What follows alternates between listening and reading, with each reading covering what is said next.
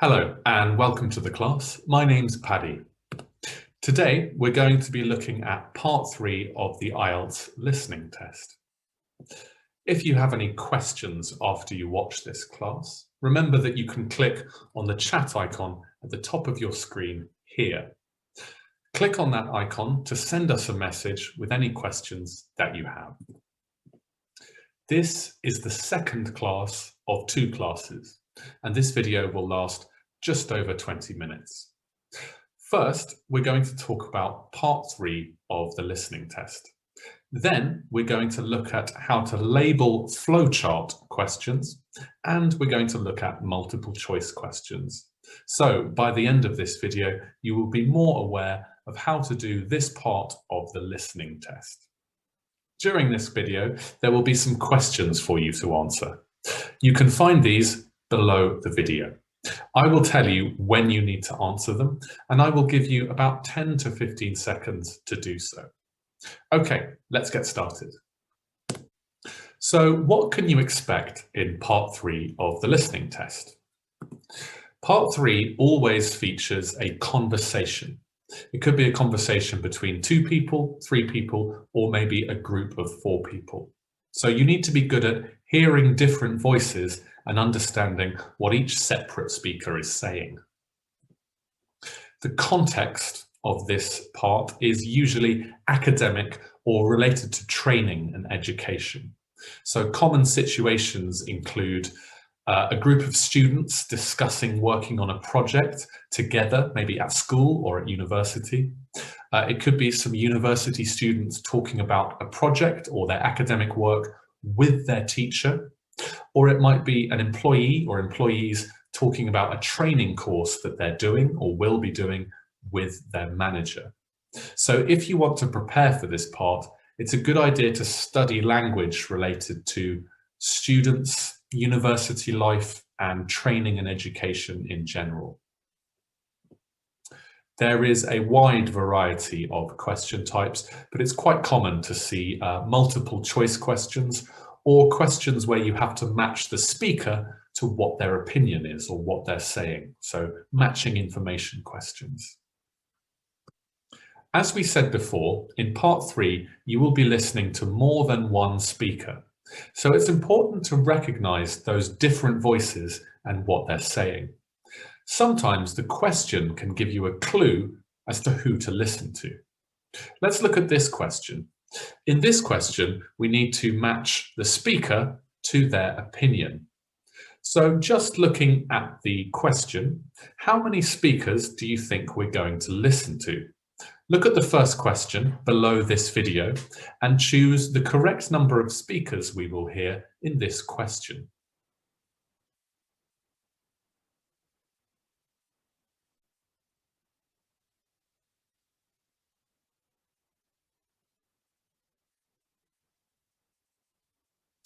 There will be 3 speakers in this question. We can get this from A, B, and C. So those are the 3 people. We have Rose, Gerard, and the professor. Of these 3 people, which voice do you think will sound the oldest? Look at the next question below this video and choose A, B, or C. Which person will probably sound the oldest of the 3?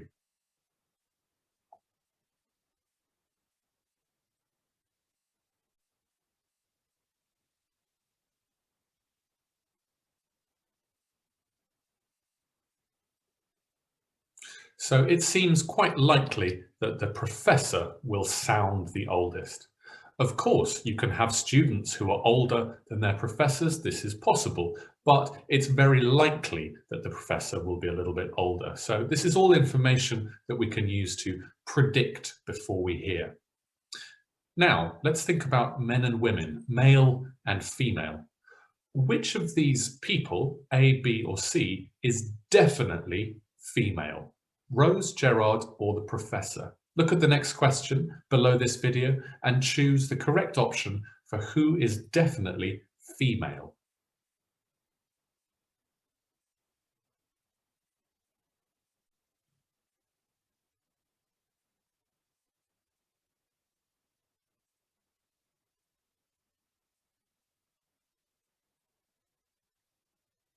Person A, Rose, is definitely female. If you're familiar with names in the English language world, you'll know that Rose is a girl's name. Gerard is a man's name, so we can be confident that Gerard will definitely be a man's voice. The professor, of course, could be either. We have no idea what gender the professor will be. Now I'd like to look at another type of question you might find in part 3 of the listening.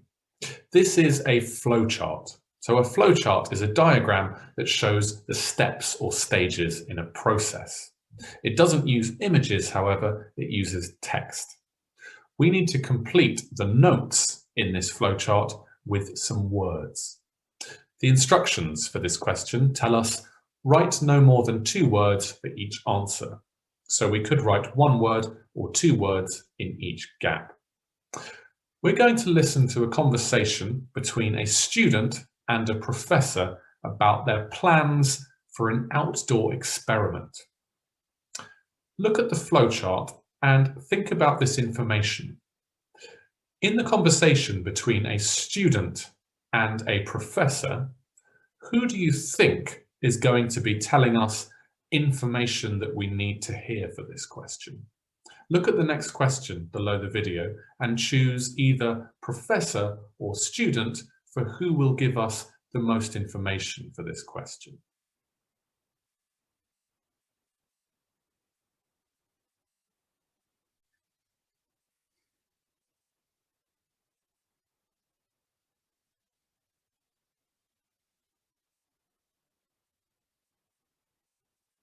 So I think the professor is going to give us most of the information for these questions.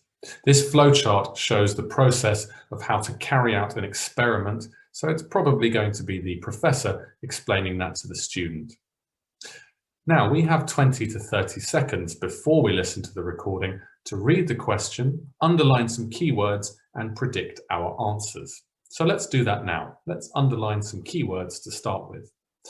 For question 24, we have choose the date and something for the study. So the word date there is going to be important because it's together with our answer. 25, we need to get permission from, and then the answer will be who or what we get permission from. In 26, well, the word experiment is the whole flowchart, so maybe similar conditions is what we need to listen for. So a synonym or related word to similar conditions will be in the listening there. Now we can start to predict our answers. As we said before, for question 24, we've got the word and, so date and something. That means we can expect our answer to come together with the word date or with a synonym of the word date there. 25, get permission from. According to this sentence, what kind of answer would you expect 25 to be? Look at the next question below this video. There are 4 options for what kind of answer 25 could be. Is it a location, a person, an activity, or an emotion? Choose the correct option.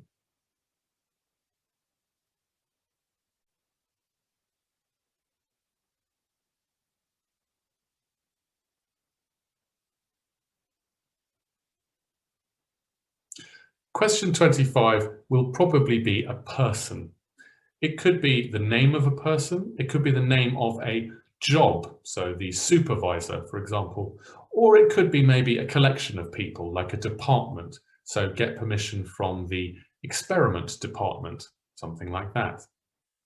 Now, this is a flowchart, and the questions always go in order of the numbers.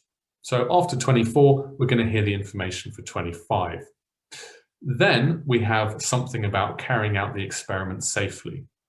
The flowchart then splits into 2. This means we can't be exactly sure which will come first, but it's very likely that they will speak about the left part first and that 26 will be last. But we can't be 100% sure about this. Let's look at 26 and see if we can predict something about the answer. Remember, this is not a complete sentence, but it must still have some meaning. So in the space for 26, what word class would you expect in this space? Look at the next question below this video and decide what is the word class for this answer. So that's, is it a noun, is it a verb, or is it an adjective?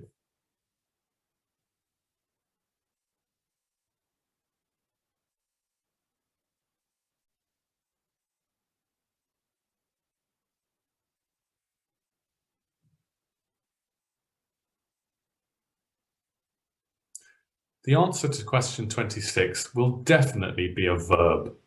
Look at the other boxes. Choose, get, carry, write.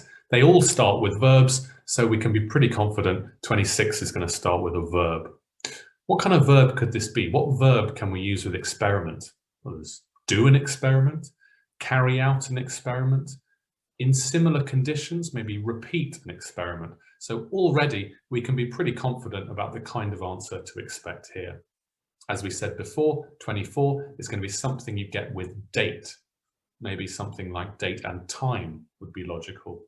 25, as we said before, is going to be some kind of person or maybe a department. Keep those predictions in mind. We're going to listen. Look at the next 3 questions below this video. They ask for the answer to 24, 25, and 26.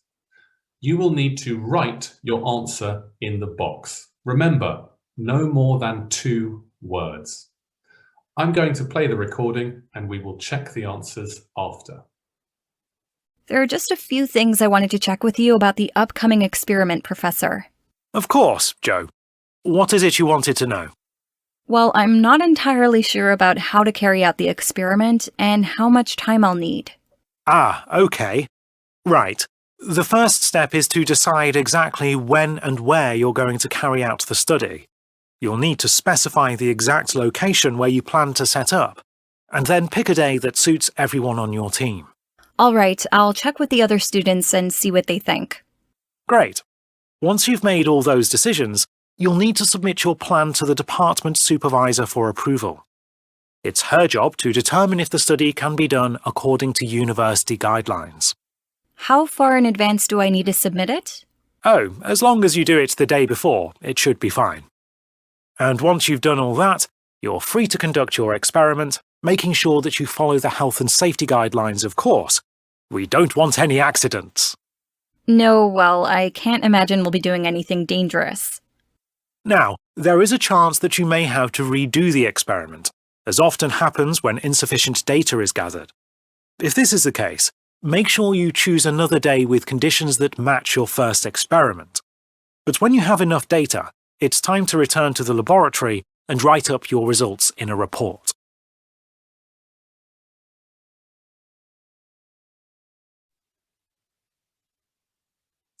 Well done if you got at least one of those correct. This is just a practice, so don't worry if you made a few mistakes. 24 was location, so choose a date and location for the study. Now you can see that it would be a logical prediction to guess something like location here. 25 was department supervisor. If you wrote the department supervisor, you would get 0 because that is 3 words. Remember, these are notes, so you don't need to use perfect grammar. Department supervisor. Supervisor would not be enough because there are different types of supervisor, so we need the word department there. And finally, 26 was redo. If you won't repeat, that's a very logical answer and it has a similar meaning here, but the correct answer was what they said in the listening, which was redo. So redo the experiment in similar conditions. Well done. Finally, I'd like to look at multiple choice questions, another common type that you see in part 3. Here, we see a multiple choice question that's a little bit different to the one we saw in class 1. In this question, we have to choose 2 options. So you will also see this type of question. The context of the conversation here is the same as before. We have a student talking to a professor about their project. Have a look at this question and think again about which speaker is going to give us the useful information. This time, will it be the student or the professor telling us most of what we want to know? Look at the next question below this video and decide which speaker is going to give us most of our useful information, the professor or the student.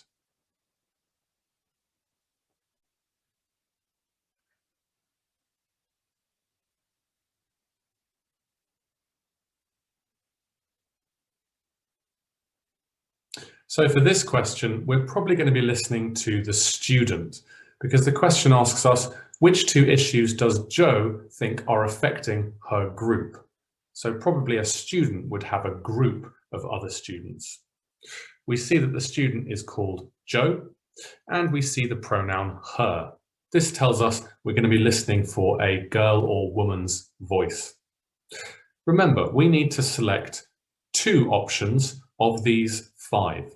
Sometimes you will need to select 3 correct answers from 6 options. First of all, as usual, let's go through the options and focus on the keywords. So which 2 issues does Jo think are affecting her group? So issue is going to be a problem, and affecting, it must actually have an impact on her group.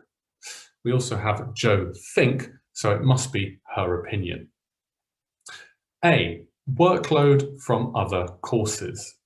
So workload and other courses here. It can't be this course, it must be other courses of the university, and workload means the amount of work that they have. B, the amount of time until the deadline. So that's the period of time before they must hand in their project. C, the date of the experiment. So maybe there's a problem with the actual day that it's being done. D, a lack of leadership, not enough leadership. And E, no one listens to her. So that's all important. None of the group listen to Jo, and she thinks it's a problem, if that's the correct answer.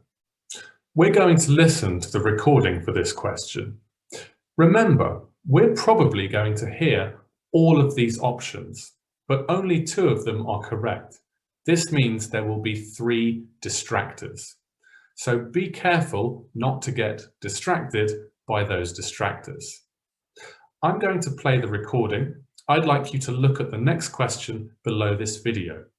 Question 30, which 2 issues does Jo think are affecting her group? Choose 2. Now I'm going to play the recording. So, Jo, is there anything else I can help you with?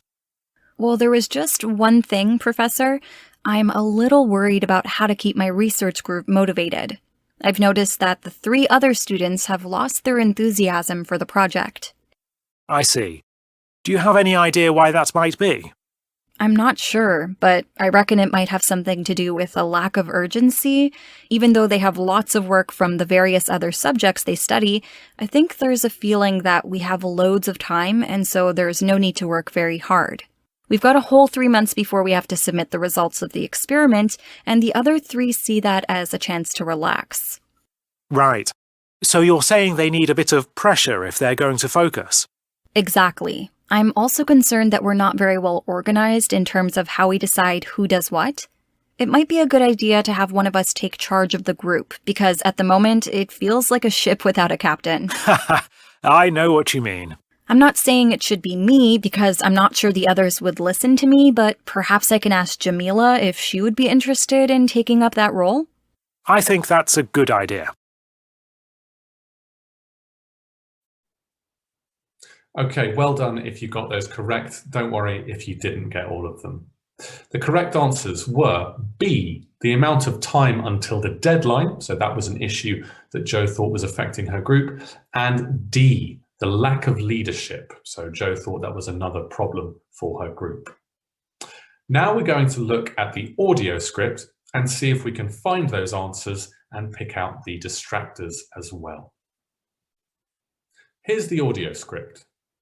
Let's have a look at it and see if we can find some of those distractors and some of the answers. The first one I notice is lots of work from the various other subjects they study. This links to A, workload from other courses. But this starts with the concession even though, suggesting that the amount of work from other courses is actually not relevant. I think there's a feeling that we have loads of time and so there's no need to work very hard. We've got a whole 3 months before we have to submit the results. This links to B, the amount of time until the deadline. We have loads of time, so there's no need to work very hard. A lack of urgency. So Joe thinks there's a problem because the other students are relaxing too much because of this amount of time until the deadline. The phrases 3 months and experiment and time is also connected to C, the date of the experiment. So this is a distractor in the question, but it's not in the recording. Secondly, the student says, exactly, I'm also concerned that we're not very well organized in terms of how we decide who does what. It might be a good idea to have one of us take charge of the group. So here, the student is saying that they're not very well organized, and it would be a good idea if one of them took charge. And then this idiom of a ship without a captain. So here they're saying the lack of leadership is a problem. So the answers were B and D. That is the end of the class. Remember, if you have any questions now, you can click on that chat icon at the top of your page. Click on it to send us a message with any questions that you have. Thank you for listening.